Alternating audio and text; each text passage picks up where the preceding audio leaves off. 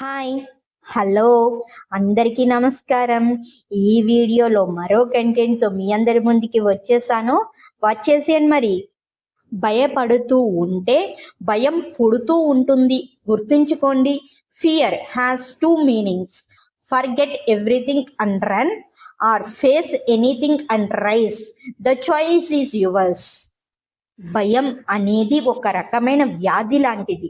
ఒక్కసారి భయం మొదలై దాని గురించి ఎంత ఎక్కువగా ఆలోచిస్తే అంత ఎక్కువగా అది పెరిగిపోతుంది.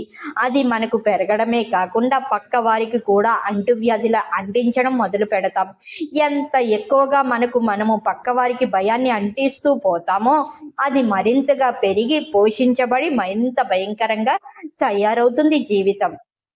అవునంటారా? కాదంటారా?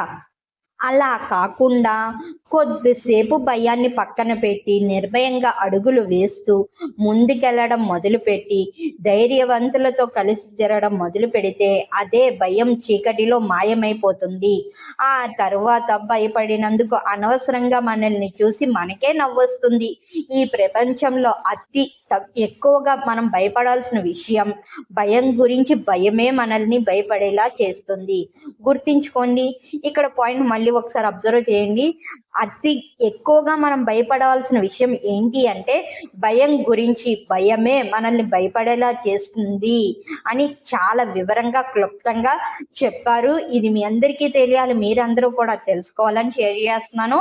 భయపడకుండా ప్రతి అడుగు ముందడుగు వేస్తూ విజయం సాధించాలని మనస్ఫూర్తిగా కోరుకుంటున్నాను. Thank you for watching. Thank you everyone.